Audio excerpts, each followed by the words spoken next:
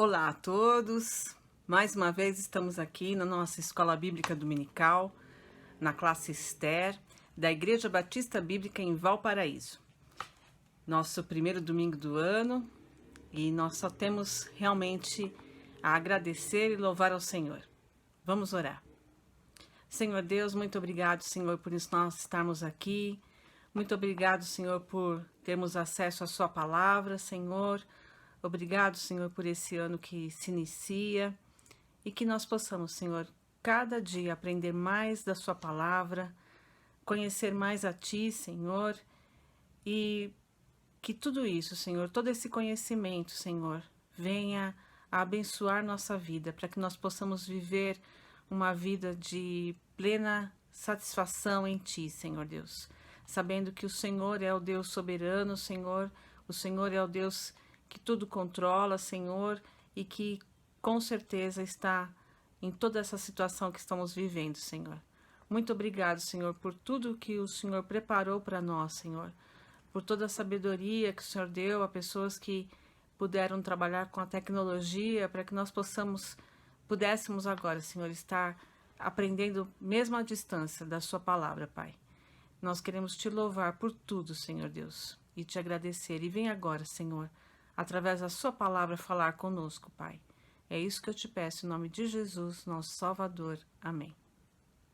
Bom, nós temos estudado sobre o conhecimento de Deus, baseados num livro que tem sido o nosso roteiro de estudos, né, de J.I. Packer. E nós temos aprendido muito sobre a importância desse conhecimento de Deus, o quanto nós sabermos, conhecermos aquele a quem servimos, aquele quem dizemos que é o nosso Senhor é fundamental. Como é que nós podemos confiar nas promessas daquele que a gente não conhece? E é por isso que nós temos que buscar a cada dia esse conhecimento de Deus.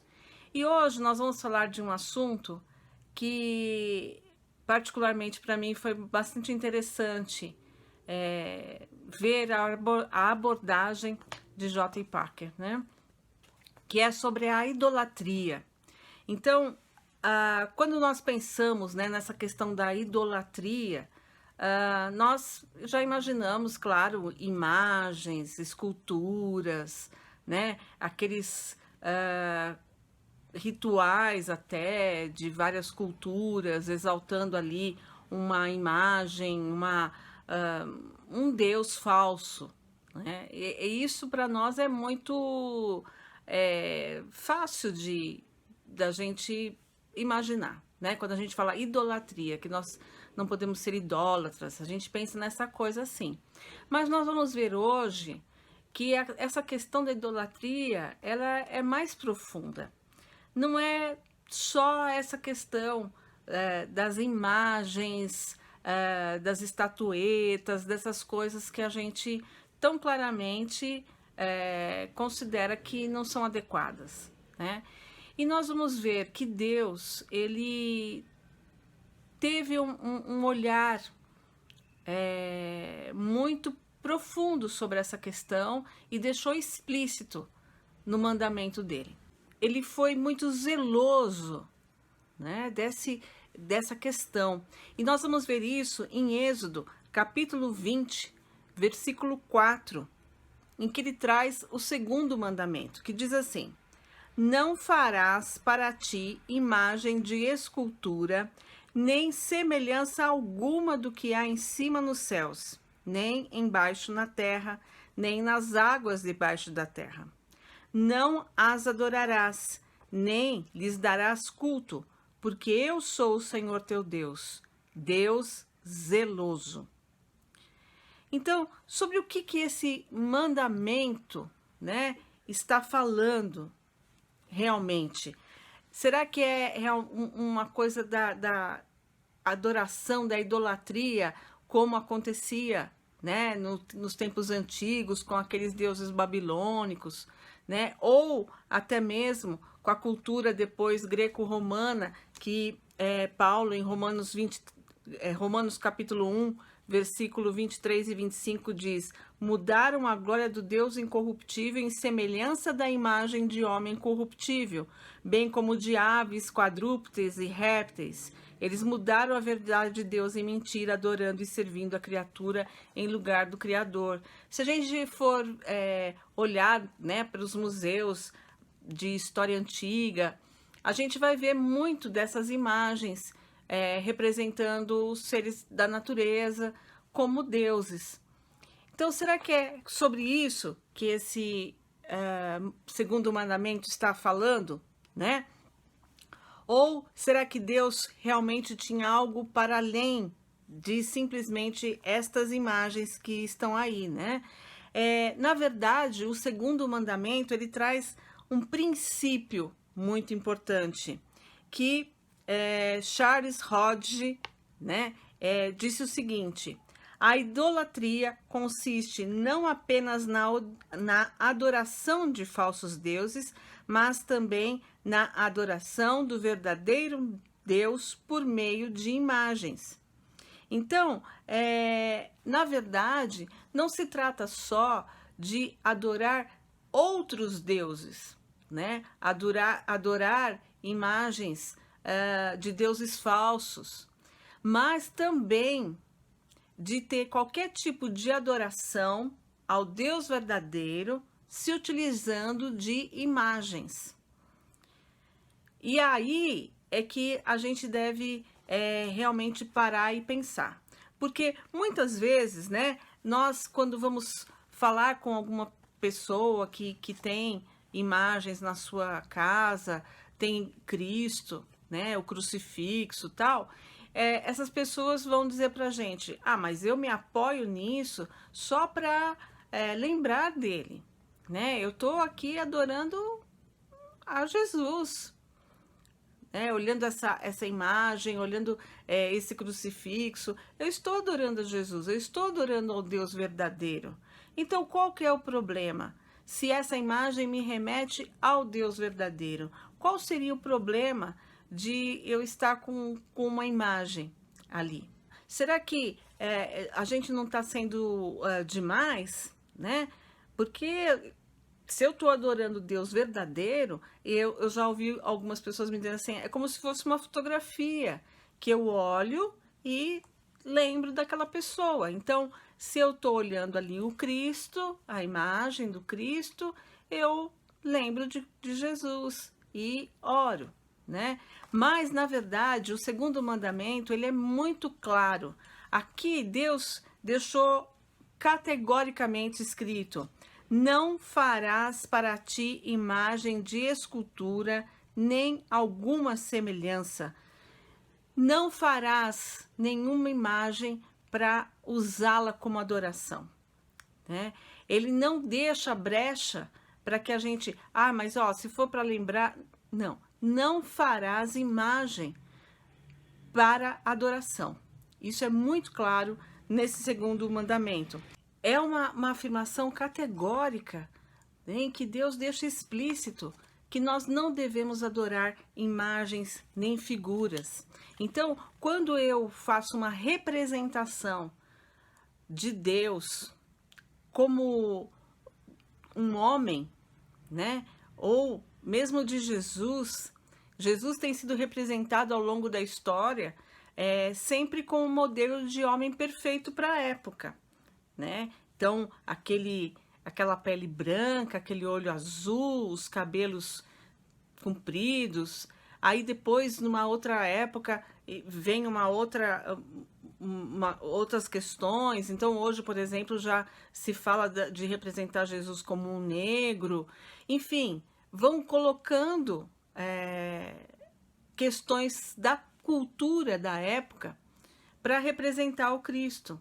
E na palavra de Deus, nós não temos margem para adorar nenhuma imagem de Jesus, nenhuma figura de Jesus, nem de Deus, né? Nenhuma figura de Deus.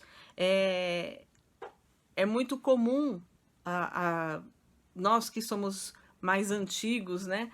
A gente tinha aulas que era utilizado figuras quando nós éramos crianças na escola dominical, e era representado muitas vezes Deus como um velho, barbudo, meio próximo ao próprio Papai Noel, né? Então, que estava lá num trono, sentado. E isso ficava na nossa mente, isso construía uma imagem de um Deus, né? Como um velhinho no trono. Então,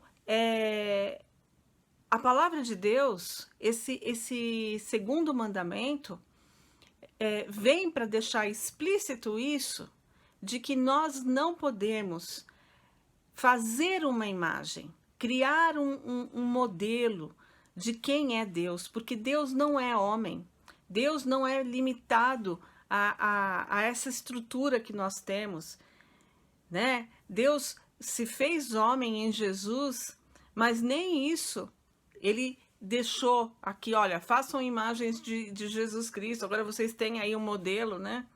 Não. Então, não façam imagens, não adorem figuras. É isso que está colocado aqui. E nós vemos que nós não estamos aqui discutindo a utilidade, né, das imagens para apoiar ou não a nossa oração. Nós estamos falando sobre uma questão da verdade das imagens, né? O que está por trás disso? Então, a primeira coisa é que as imagens, elas desonram a Deus, pois obscurecem a sua glória. Uma imagem verdadeira de Deus, escreveu o Calvino, né? Não pode ser encontrada em nenhuma parte do mundo e, deste modo, sua glória é aviltada e sua verdade corrompida pela mentira, quando ele é posto diante de nossos olhos numa forma visível. Portanto, imaginar qualquer imagem de Deus é em si mesmo ímpio, porque por esta corrupção a sua majestade é adulterada e ele é representado diferente do que ele é. Então, vejam só, né? As imagens desonram a Deus. Criar uma imagem de Deus, mesmo que isso seja na sua mente, desonra a Deus, porque você nunca vai poder imaginar nem criar uma imagem da majestade, da glória de Deus, né? Arão, quando ficou com o povo, o que ele fez? Ele fez uma imagem, ele fez um bezerro de ouro, né? Um boi grandão, e provavelmente ele pensou o quê? Na força daquele bicho, ia representar a força do Deus, né? E acabou virando uma festa totalmente pagã ali em volta daquele bezerro de ouro. Mas, na verdade, aquele animal jamais representaria quem que verdadeiramente era o Deus, o Jeová, né? Que estava com eles ali. Ele não poderia, um boi não ia representar a santidade de Deus, né? Não ia representar toda a glória de Deus. Por isso que não era para ser feito aquilo, né? Deus condenava aquela prática. As imagens escondem a maior parte da verdade, se não toda a verdade, sobre a natureza pessoal e o caráter do ser divino a quem elas representam. Então, não haverá nunca uma imagem feita por um homem que possa demonstrar toda a verdade da natureza de Deus, nem mesmo de Jesus Cristo, né? Nenhuma representação da cultura. Ah, não, mas eu posso colocar lá um judeu parecido com Jesus e tal. Se esta é uma imagem para você adorar, prestar culto àquela homenagem, àquela imagem, ela está totalmente fora do segundo mandamento, em que Deus nos manda não ter imagens que representem nada acima do céu, nem abaixo, nada. né? Nenhuma imagem. Qualquer imagem insulta a Deus, pois não vai mostrar o seu caráter moral, a sua justiça, a sua bondade, a sua paciência, né? Nada disso vai poder ser mostrado. Nada disso poderia ser mostrado, por exemplo, num boi, né? Lá no bezerro que Arão fez, e nem em qualquer outra imagem que possamos imaginar. A glória de Cristo não pode ser representada, pois ela esconde a verdade da sua deidade, né? Então, o aspecto de Jesus como Deus não pode ser representado numa figura que mostra apenas a parte humana dele. Nós não devemos olhar para essas imagens, né, e incitar a nossa adoração a essas imagens, pois elas não revelam a glória de Deus. E o segundo mandamento, Deus fala que ele é um Deus zeloso. E o que será que significa ser zeloso, né?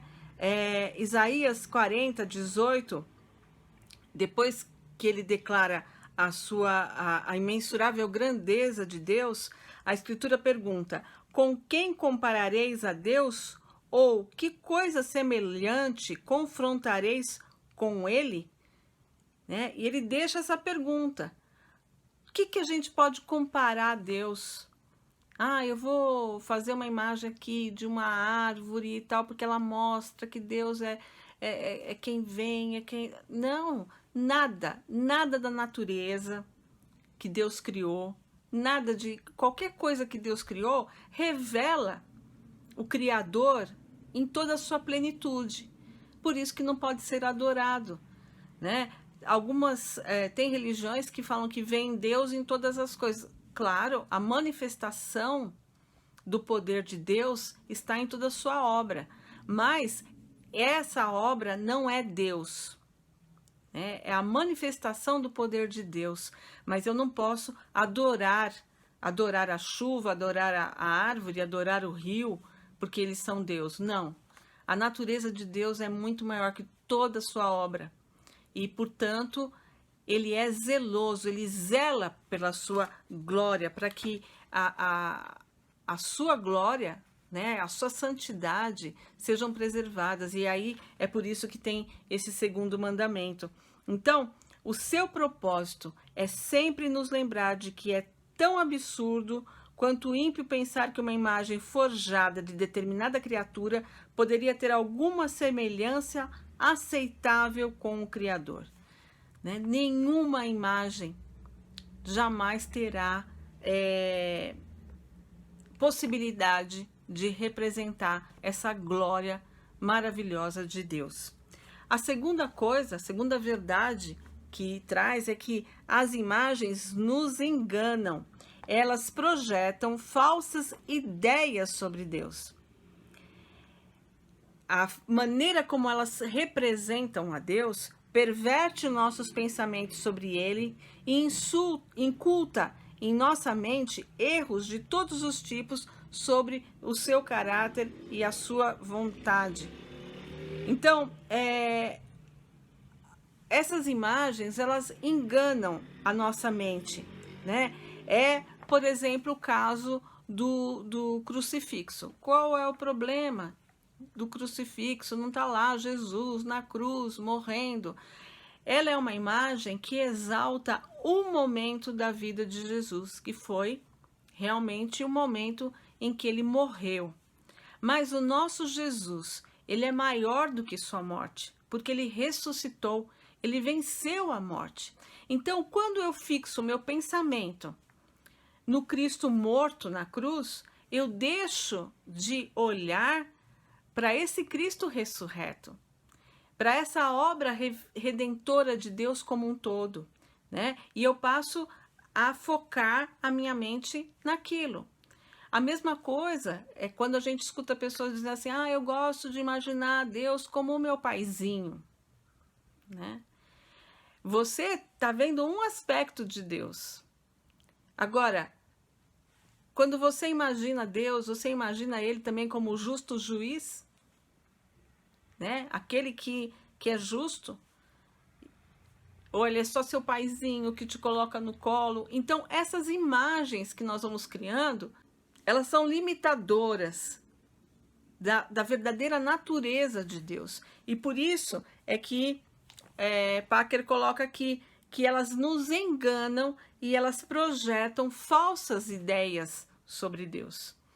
Porque eu vou ali alimentando aquele, né? Ai, Deus é meu paizinho, Deus é o pai, ele é pai, mas ele é o justo juiz também, né? Ele corrige. Então, como é que eu estou imaginando Deus? E o quanto que essa minha imagem de Deus, muitas vezes, faz com que os meus pensamentos não sejam corretos em relação a toda a verdade de Deus, a sua santidade, ao seu poder, a sua presença, né? A sua majestade. O quanto que realmente a forma como eu estou pensando sobre Deus revela para mim todas essas características de Deus. Então, as imagens, elas falsificam a verdade de Deus na mente dos homens. A verdade é que se você focar seus pensamentos em uma imagem, você vai dirigir as suas orações e pensará nele, né? Daquela forma, conforme quando você estiver orando. E do mesmo jeito como a imagem, ela falha em dizer a verdade de Deus, você vai falhar na sua adoração a Deus, se você se apegar a um aspecto de Deus, focar seu pensamento naquela imagem que você está criando de Deus. E vocês estão vendo que nós estamos falando aqui sobre criar imagens, né? Então, as imagens que nós estamos falando não são só as feitas de gesso, de madeira, né? Mas as imagens que nós criamos também, até mesmo as imagens virtuais, né? Como é que, por exemplo, nós representamos a Cristo para as nossas crianças, né? Qual é a imagem que nós utilizamos para falar de Deus para as nossas crianças?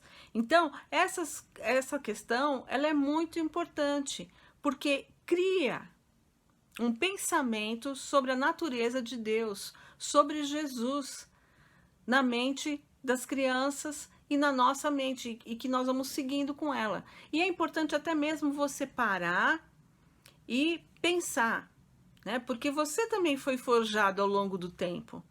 Qual é a imagem verdadeira que você tem de Deus, de Cristo? Você cria uma imagem limitadora, né? Então, nesse momento você para e pensa, opa, peraí, o que eu conheço de Deus?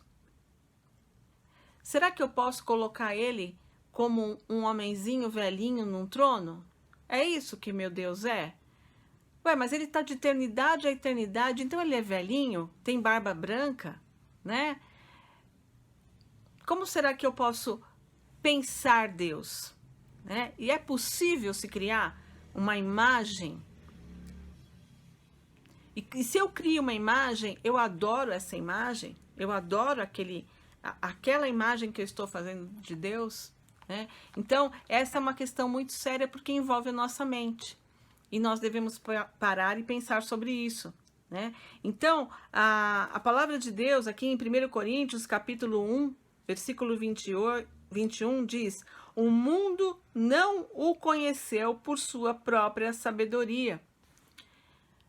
Nós não temos capacidade de conhecer a Deus pela nossa sabedoria. Nós só conhecemos a Deus através do que Ele revela para nós. E em nenhuma parte da sua palavra você vai encontrar Deus se descrevendo como um velhinho de cabelos brancos e barba branca, né? Você não vai encontrar isso. Porque Deus não quer que a gente crie imagens, que a gente adore imagens dele, representações dele. Então, o segundo mandamento, ele traz duas coisas importantes. Primeiro, um aviso sobre os modos de adoração e prática religiosa que nos levam a desonrar a Deus e falsificar a sua verdade. E isso é muito sério, né? falsificar a verdade de Deus, desonrar a Deus. Então, ao invés de eu estar ali adorando, na verdade eu estou desonrando a Deus.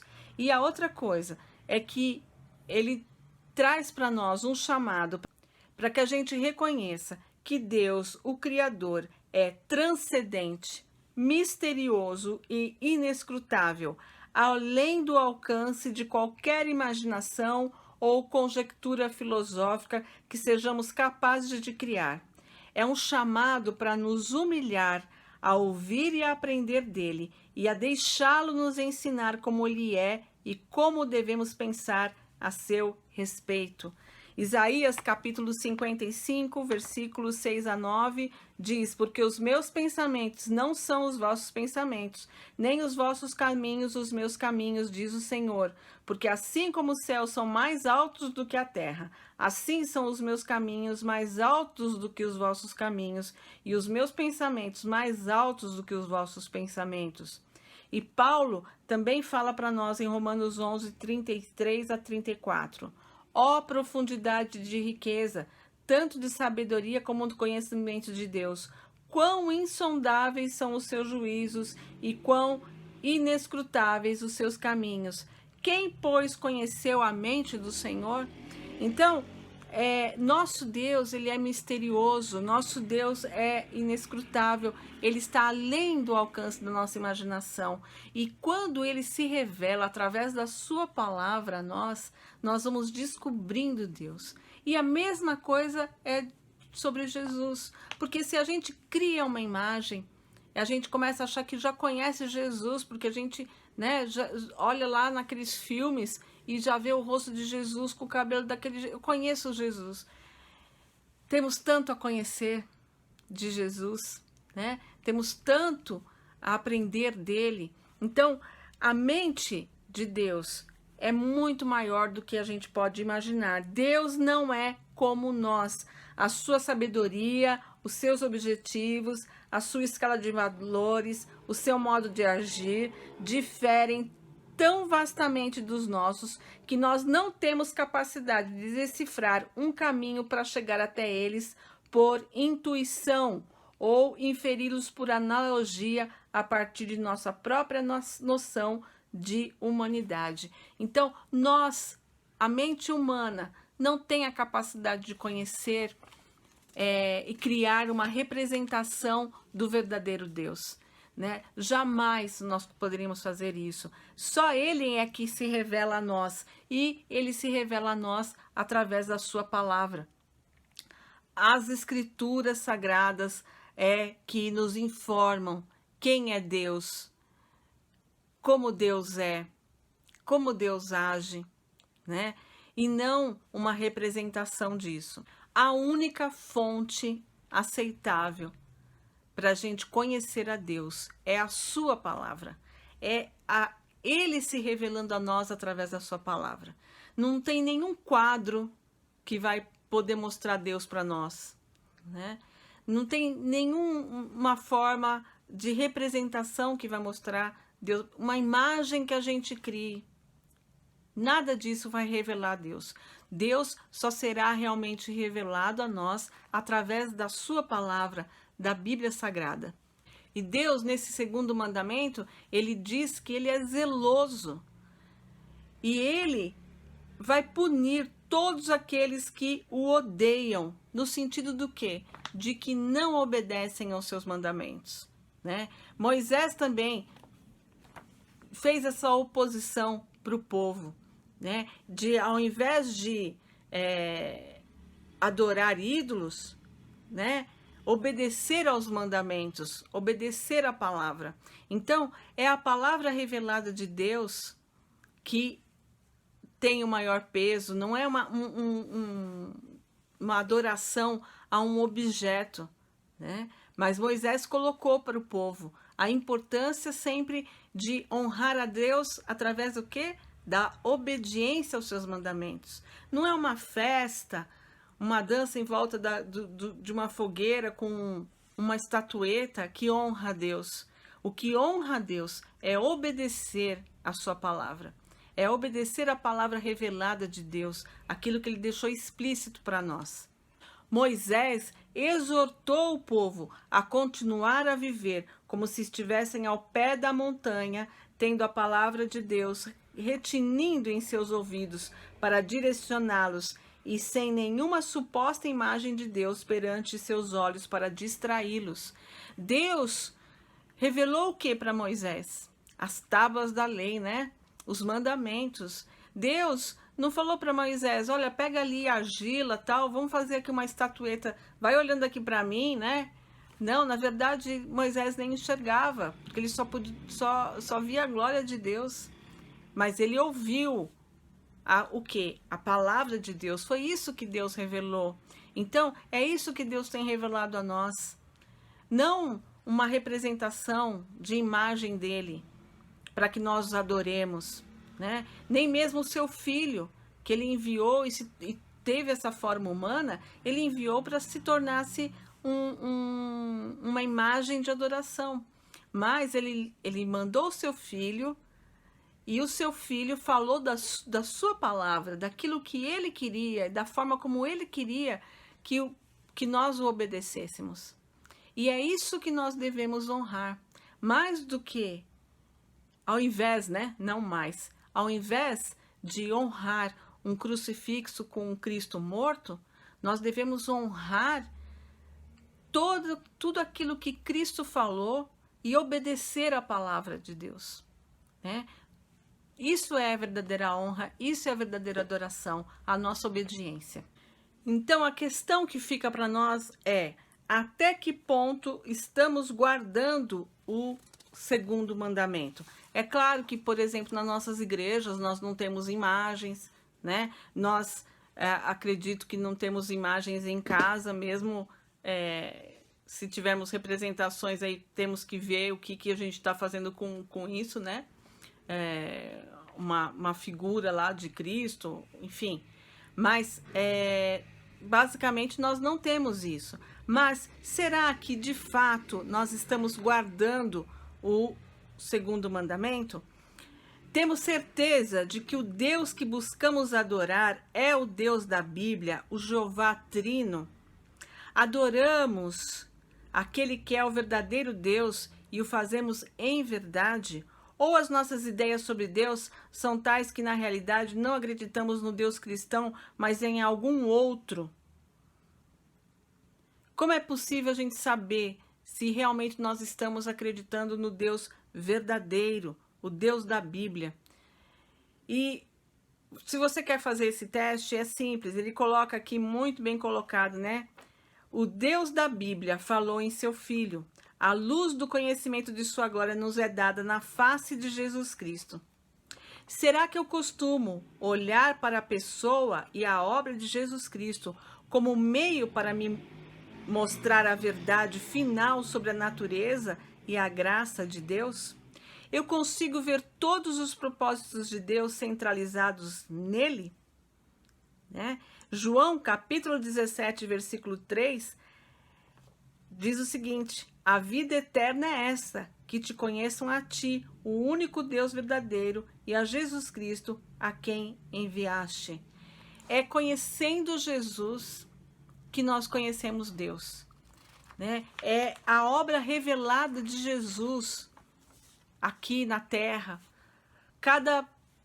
Estudando sobre Jesus, nós vamos conhecendo realmente quem é Deus, porque Jesus é o Deus encarnado, né? Então nós vamos conhecendo quem é Deus, qual o amor de Deus se revelou na vida de Jesus, qual a justiça de Deus se revelou nas palavras de Jesus, né?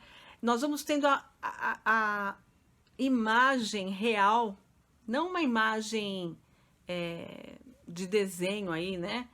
Mas a verdadeira imagem no sentido de conhecer realmente a Deus através da obra de Jesus. É olhando para Jesus que nós podemos reconhecer esse nosso Deus grandioso, amoroso, gracioso que nos alcançou. Então, que a gente possa refletir verdadeiramente. Será que eu estou adorando o verdadeiro Deus?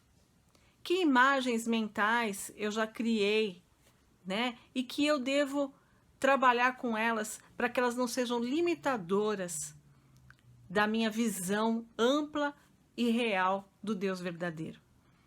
Uma excelente semana a todos, que possamos estar cada dia conhecendo ainda mais o nosso Deus.